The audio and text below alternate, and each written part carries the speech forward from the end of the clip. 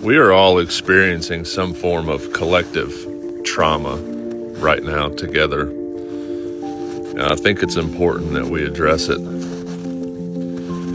We are being absolutely overwhelmed every single day of some of the most traumatic things a human can witness. All of us together are watching people die. We're hearing people scream in terror, and we're reading these headlines of the people that are supposed to be in charge. They're supposed to be here to protect us and help us, of doing the most heinous things that a human can possibly do. And I don't think as a whole that we have the capacity to keep up with what we're all experiencing together. And this sort of collective trauma only leads to panic. I don't know what the answer is, and I don't know how to fix it all. But what I do know is that if we want to get through this absolute chaos together, we have to talk. So let this video serve as a safe space to do just that. To talk about the things you're feeling right now. Talk about the things that you've witnessed and how it's affected you. Whether you're angry or you're afraid, you have every right to be. You have every right to feel the things that you're feeling right now. And you have every right to feel human. So let's talk to each other. Communication will help us all get through the things that we're experiencing right now. Let's help each other out. You have every right to feel human. Well, welcome to another episode of the Community Couch. My name is Ray Castillo. I'm a licensed marriage and family therapist, and I welcome you to the Community Couch, where real life meets real conversations. And I'm Shacoya Graham, also a marriage and family therapist, or systemic therapist, I like to say. We are so happy to be back here at the Community Couch. Absolutely. So this is, as we mentioned, this is a continuation of our last session, right, which was very heavy. Mm-hmm. We both felt it. We did. Because we both struggle. Yeah, and we don't really want that to always be the vibe. But again, we are talking about real conversations, and it gets heavy. Real life conversations are heavy, and that's okay. That's why we're talking about them, dropping them off here at the Community Couch. Yes, absolutely. I think that that's what we welcome, and that's why we created this space again, right? And we want to just continue the conversation we started, where it was about mental health and the community. So we're gonna kind of start. I wanted to start, Shacoya, if we can start talking about how people, right? And we touched upon this a little bit last time, but I feel like we need to really talk a little bit more about the disconnect with people and in a way of coping with this, right? And I feel that it's important to really kind of emphasize as to, like, why is important to not disconnect, but when we do disconnect, when should that happen, etc. So yeah, let's open up with that. Yeah. I was just thinking about culturally, especially with it being Black History Month, right? We are not going to do a whole segment on Black History Month, but I do think that we want to make sure that we recognize it. But culturally, like, I know my community, especially Black women, we actually desensitizing or avoiding and not talking about things seems like a strength to us. we get kudos for that. Like, oh, you're not letting that bother you. Be strong. Um, which is also just another way of emotionally numbing out and disconnecting from ourselves, our body, our friends, our family, the things that we're passionate about. And we don't even realize we're doing it and actually get praised for doing it. Thinking about that. I had a lady today that I actually. feel, yeah, I feel that there is a thinking, and it's I heard a comedian, Gina Brillon from New York. I love her, and she said something about, and you should know this because well, you've been in New York. Do you live in New York? I wish. No, I will. Okay. Well, I wish. well, she was saying something about, New Yorkers have this mentality like, mind your business, Mm, right? And I think that culturally, like you're saying, from a cultural perspective, in the Latino and the Black community, we function sometimes that way. Like, that's none of my business. That has nothing to do with me. mind the business. That Yeah, easy. and that right. And that's a problem, right? And that's a problem. I think with what's happening today, I think we are starting to see that thought, idea, or behavior, it's not okay. Because Mhm. again, what we talked about, right? What affects me is gonna come and affect you at some point. Mhm. Mhm. And even though like the avoidance is our way of maintaining and being our nervous system going to safety, um, we can only avoid for so long because we Mhm. carry it. It carries with us. We hold it. Um, we don't even realize how long and how much we're holding it or how it actually shows up in our everyday world. Um, maybe it's just like getting cut off in the middle in traffic and that knee-jerk reaction because it's going to come out somewhere to have Mhm. some road rage, whatever it is. Just because we're avoiding it now does not mean that it's not going to come back up later. And that's why just having these conversations are so powerful. A lot of times people are like, I hear this a lot. What's the point of talking about it? It's not going to fix anything. Sometimes talking about it isn't about just fixing it. That shouldn't only be the reason why we talk about things is because we need to fix it. Sometimes it's just to unload the things from our bodies. Yeah. And I think that's the mentality that many people had in the past this past elections. Why I think it was 90 million people didn't vote. Mm. Is the for what, right? Mhm. And I feel like I could say this is why. This is why. Because we're seeing it today. We are experiencing it today. We're still holding it today. Still holding it today. Mhm. Yeah. Um, I wanted to really pause for a moment, and you started talking about it, and but I want to mention and I want to recognize that February is Black History Month. Yes. Um, yeah, and I want to give you this space because just like I represent the Latino community as a whole, you represent the Black and African American community also. So I want to give you this space to acknowledge it and talk a little bit about that, and then we can continue. Yeah, no, this month is Black History Month and you know, just thinking about well, one of the big things is that Jesse Jackson passed away yesterday and he's been a pillar and a very strong voice in our community. Um Mm. and just thinking about the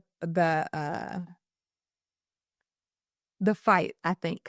Um, I remember being little and hearing Jesse Jackson, and it always seemed like he was, even though he's the Reverend Jesse Jackson, it always seemed like he was ready. Seemed like he was always ready to fight this good fight. Um, Fight the good fight. Fight the fight to help everybody into equality.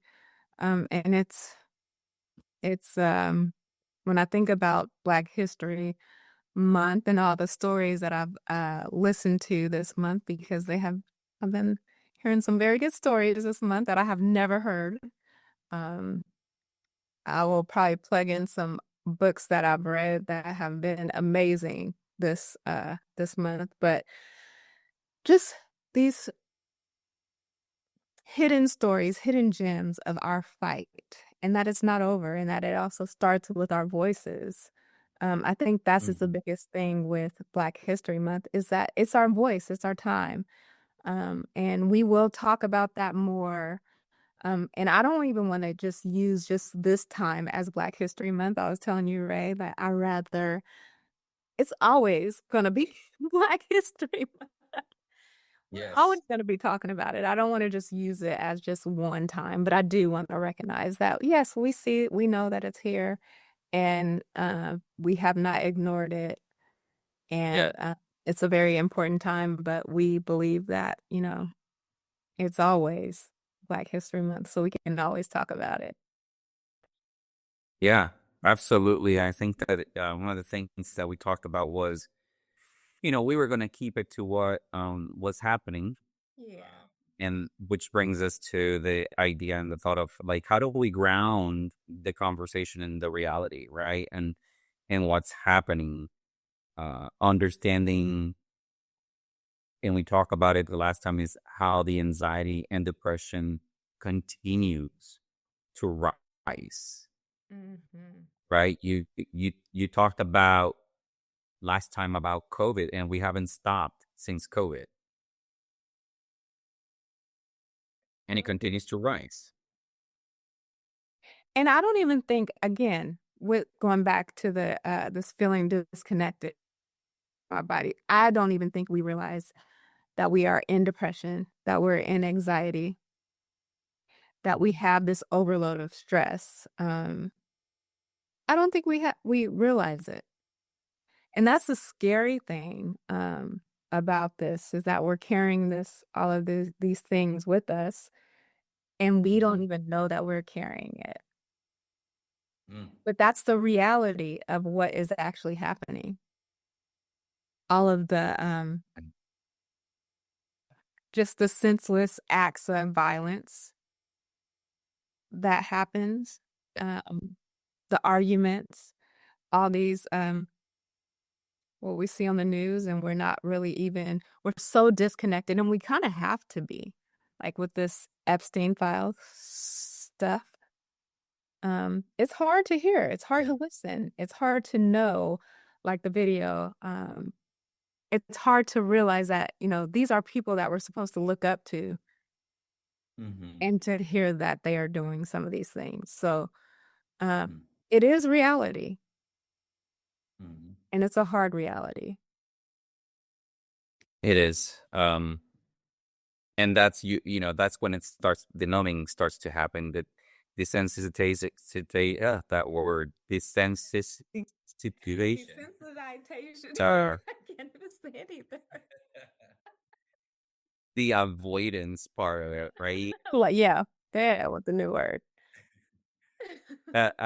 Yeah, my Spanish and my English kind of gets all inversed in there. But like, and I'll just say this, and I, with a lot of respect, we opened up this session with Joe Clark's video, that I thought was an amazing way of putting what's happening today, right? He, in his video, said, where he titled it, "The Need to Talk." And by the way, because we're using this, I'm just gonna throw this nugget out there. You guys need to listen to his music; it's beautiful. So it's called Joe Clark Music, And Joe, if you ever see this, thank you for what you're doing. We appreciate you, and we're using this respectfully because it's speaking to what we're talking about today. But he talks about collective trauma, right? And how it's just continuing to affect, right? And then let's hone in on the political stressor, right? Which is what we're feeling the most. You touched up on the Epstein files, which has become the hot topic of, what's happening. And also, but I'm not gonna, and I hope, I guess what I want to focus from that Epstein files is how people, as a community in general, we are hearing and listening to these horrific stories from the victims or the survivors, right? The survivors that are speaking up. But then we're coming to know about thousands of other victims or survivors that are silenced or maybe not even alive anymore. And I'm not gonna deny it. Even for me, when I'm listening, when I'm seeing these things, it's really difficult to fathom and to think that while I'm living life here day to day, these things were taking place or might even still be taking place. Horrific stuff. And that's hard to swallow. That's hard to swallow. That's hard to talk about. That's hard to even, comprehend, right? Yeah. And it also, I think about as a woman, and during the Pam Bondi hearing, Mm. and when she just did not even look at those women, acknowledge them, even refusing, like they asked them to redact those names, and those names were not redacted, exposing them. Yes. Mm-hmm. And to see these things happening, like, is just another assault, right, on all of us. And these are bringing up very, very, very difficult conversations within our families, within, of course, in therapy sessions, it's bringing up difficult conversations. And then the fact that it has this like political part about it, it makes it a very, very difficult conversation to have. And it has tension in it because of the political, because of the nature of what has happened to these women and children. Yeah. I feel like I guess the word would be dehumanization of women. It's something that, like what you're saying, needs to be exposed, needs to be talked about, needs to be reminded that women or children, period, girls, little girls, should not be exposed to this, should not be treated that way. It's not okay. It's not normal. And it's difficult to talk about that. It's hard, when we talk about, you talk about how it's been politicized and manipulated, right? And it's And drawn a line down the sand. yeah, right. I don't even think we talked about, have we talked since the Super Bowl? Like the Bad Bunny? Like we haven't, I don't think we have not met since the Super Bowl, and just that even that division in that, and it will take on the starting to sound what sounds like to me, and I know this is just me, defending pedophiles instead of actually, because of the divide. So now it sounds like we're either defending a pedophile or choosing which halftime show people listen to, Yeah. which I Yeah. watched Bad Bunny and it was amazing. And I probably didn't know a word that he was saying, but it was all love. That's all I saw.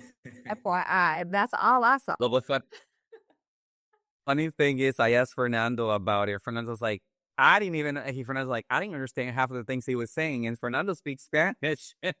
and as a Puerto Rican myself, sometimes I'm like, I have to listen really hard. Not only because the Spanish, but also because of the music, right? The type of music and the lyrics. So sometimes it's difficult, but can we see beyond that? Yeah. Can we see beyond that to focus on the message and what was trying to be related, while there was other stuff happening that continued to condone bad behavior? Yes.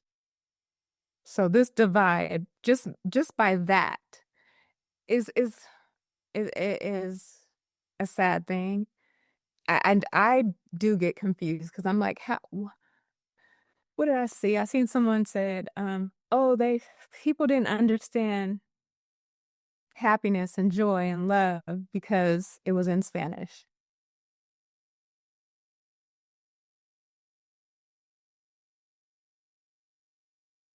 Yeah. And that's a scary thing. Mhm. That sometimes we get so blinded by wanting to be right. I guess that's what I'm trying to say with this divide is it seems like it's more about being right and sticking up for who you like instead of sticking up for what's right. Yeah, absolutely. How do we, go ahead. No, I was just saying, and instead we try to numb out. Instead, we just don't talk about it. Instead, we find ways to go around it or still be able to be with our coworkers, be with our family members, be with people that we have to live in this community with. And so it's hard. Well, It's very hard. I get surprised sometimes when I hear, well, Ray, you're different. You're different from the Latino community. You get that too? Yes. Oh, And I'm like, what does that even mean that I'm different? Because number one, I have an accent. I speak fluently Spanish. Um, you can see it in my face. In Puerto Rico, we call it cara de plátano, which is face of the plantain, which is a saying of like, you're from there. You could tell, right? It's embedded in me. Um, and how people can sometimes pick and choose hmm. people, items, color, right? Dialogue, the way that we talk. Yeah, to your experience, right? The first session, your experience of over the phone, you sounded like a complete different person. You showed up as a Black woman, and they're like, "This is So you." you come here? But we're faced with these realities, and we gotta talk about it because this is exactly what is separating and destroying us as a community. It's this mindset of, you know, you shouldn't be doing that. You shouldn't be speaking any other language. You shouldn't be, and when we talk about, you said something about, well, it was all in Spanish, so therefore there was no emotion or love or et cetera, et cetera. Well, I have news for you, right? Love and culture and dancing, and this is all expressions. This is all emotions. It's not a language, but it's a body language. It's an emotion. It's not a language that it's English or Spanish or Portuguese. No, it's a universal human language that can be felt. And I believe that a lot of the people that did in fact enjoy just talking about the Super Bowl, they sensed it. They talked about like it was palpable. It was, you could see it. I didn't understand. They would say, I didn't understand, but I feel it. Mm-hmm. You can feel the joy. You can feel the happiness. You can feel the wanting to dance. And I believe that I needed it. I needed it because of this feeling all this overstimulation with all the other stuff that's happening in our world. We can have some joy sometimes. We need it. Um, and Yeah. that's a great way to get it. So Yeah. I honestly felt from that, not only I enjoyed it and it was beautiful, the whole presentation, everything to me was beautiful, but I honestly felt hope again. To see thousands of people in that stadium Mhm. cheering, dancing. They didn't even know, most of them did not understand what was being sang or said, but just to see their happiness, their joy, their dancing, it brought back hope to my heart. The couple that got married, the little boy that he gave the little Grammy to, just it was just yeah, it was happiness. And I wanna say this is what we are as a community. This is what I always remember from growing up in America. This is who we are. We should be. Oh, This is who we could mhm. be Yeah. when it's And I think that there's a yeah, yeah, and there's a more people, that they also feel it.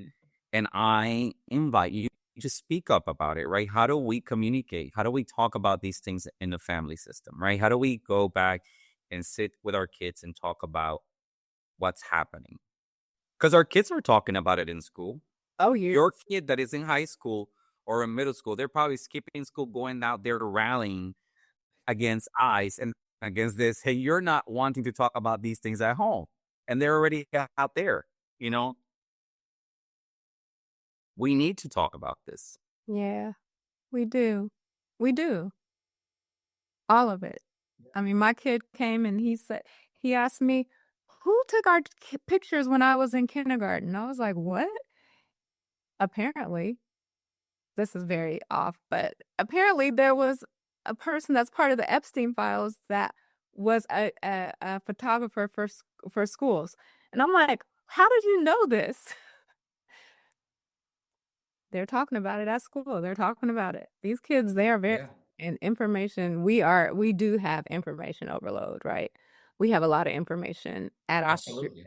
and if we're not talking about it, we're just holding it inside. And thinking about you know, the patterns that we're seeing in the community when we see these things happening, when we see the choosing either to divide or avoid. That's a pattern that we have learned to pick up, which Mhm. is keeping us separated, keeping us holding these hard things all alone by ourselves, individualized. And it's very, very, very unhealthy if we're talking about our emotional and mental state. And then, Mhm. like, I've had so many clients lately that they're like, why do I feel, I don't know why I feel depressed. I don't know why I wake up every morning with all this anxiety. Not even Mhm. realizing that this is just the one part of the pattern that we're having because of what we're holding on as a collective. And then just the thought of talking about these things, it's been ingrained in us, right? Right? What we don't talk about religion, you don't talk about money, how much money you make, and you don't talk about Mhm. politics. Right? You do not talk about it. Right. So here we go, holding on this heaviness, Yeah. and it is a part of all of our lives. I don't know. I don't care who you are. I don't care. Yeah. From the top people down to the lower level people. It doesn't matter. It affects us. Yeah. I will say that in these patterns, I'm also noticing in a positive way the union, right? The unity in the states. I'm starting with the cities, counties, states uniting together to raise their voices, to fight for justice, for humanity, for our Constitution. For DEI, I'm still proud of us with Target, Yeah, our voices were heard. The power of our unity. And it does speak Yes. volumes. And speaking of that, Yeah. in North Carolina, it's early voting. Yes. Early voting started. Get out there and vote. I'm going to do it this week and I'm going to post it when I get it done. So, a great way, right, to exercise your right, Mm-hmm. right? We want change. We want to see this different, right? We want to not see what's happening. Then we need to get out and vote. That is our power. Yeah, That is our democracy. that's our voice. There and our voice. Yeah. I remember that the Obamas used to stress that a lot when they in their messages, right? Get out and vote. So that's important. And talking about some themes, and one of the things that really negatively, right? And it was so sad. I heard and I saw on the news this Texas dad that shot his daughter, killed her over a political argument. This is crazy.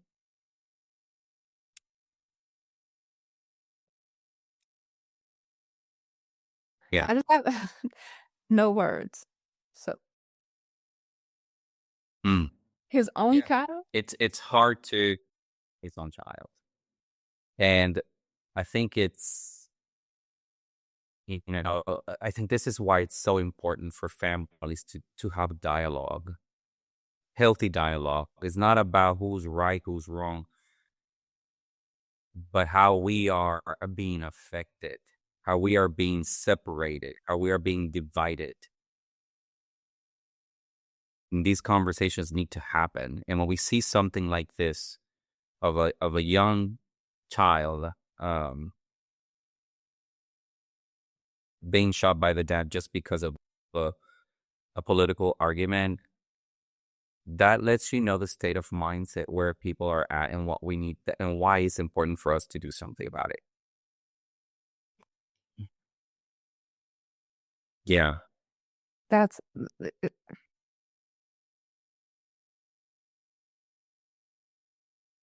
it's hard. It's hard. it is hard and it's scary and it's sad. I'm gonna speak from my own experience. There was a lot of turmoil in my family. There was a lot of division, mainly because of the religious aspect. And there was arguments that took place. There was anger that took place. And for me, it was important that I listened to them, but it was important for them to listen to me as well. Mm. And I will say that after everything that has taken place, I can have these conversations with my family and they're open to listening even more and understanding. my point where I stand, and also even being supportive. I think that we can sit here, and I've even said it. I promise you, I've even said it. Like, I may have posted it on Facebook. Like, now you're gonna start saying that you can see, and after I told you or whatever. And while I want to sit with that thought and say I told you so, just like Kamala Harris said, right? Um, I don't want to stay there. Yeah. I choose not to stay there in that mindset or thought, and I choose to sit and have conversations with friends, with family, with people that are realizing that this is not okay, and they want to stand up. I'm willing to have those conversations with you. I'm willing to support you. I'm willing to embrace you. I'm willing to be on your side and fight with you also, because at the end of the day, this fight is for all of us. Mm-hmm. And I'm even willing to listen and hear, as long as it's based out of logic and you're just not just saying something to say something, And I remember in school, in therapy school, I remember a classmate telling me that they could not talk about their political views to their family, or they would not be welcomed in the family. And I mean, I just was like, what?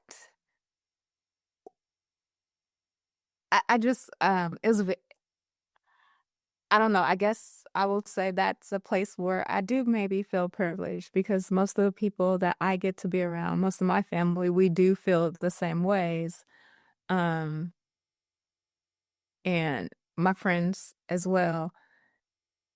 And to hear that, some people just cannot even talk to the people that they love the most, the people that they feel like they grew up with, the people that they did grow up with, the people that they feel most connected with, and they can't have these conversations. I never even thought, I was like, until that person told me that, I had never even thought about that this could be something that can happen, like that you can't, like, even if I think if I did talk, if I believed differently, my family would be like, "Girl, you crazy. Shut up and sit down and have dinner." Like, it just it just would be like that. I don't Yes. think that I would have, like, it wouldn't come down to that. But some people, like, more and more I heard it. The more people I sat with, I heard about husbands and wives not being able to talk about who they were voting for, like, not sharing that,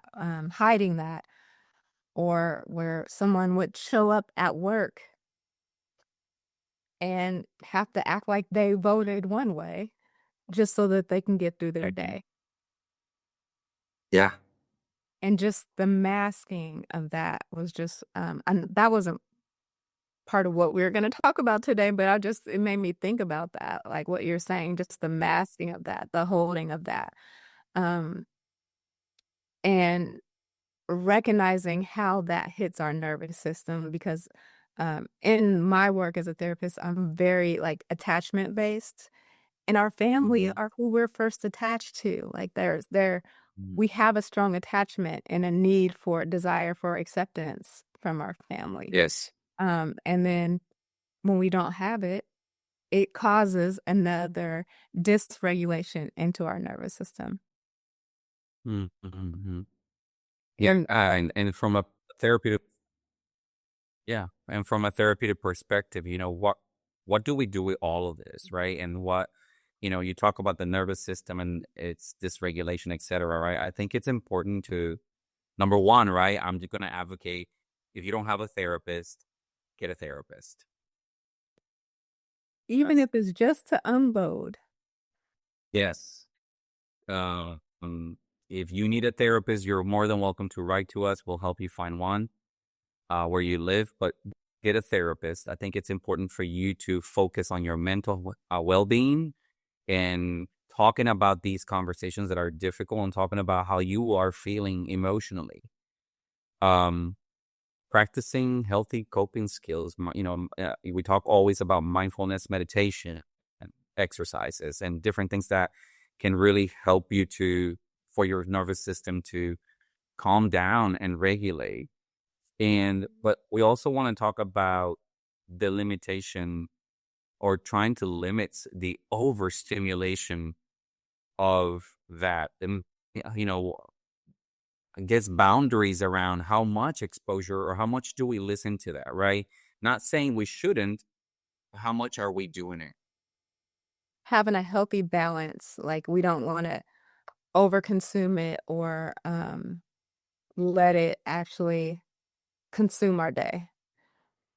We need to be aware of what's happening, but we don't Mhm. have to just sit in it all day. Like you don't have to have the news on all day. You don't have to have a Yes. C-SPAN on all day.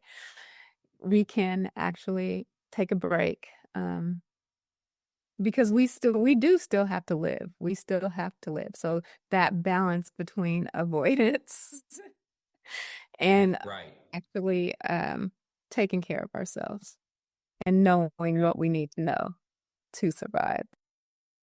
I will say one of the things that I have been practicing with Chris, and he's been really good about calling me out, is I love to, I always listen to the news, and I'm always on top of what's happening, at least, for I do stay daily informed.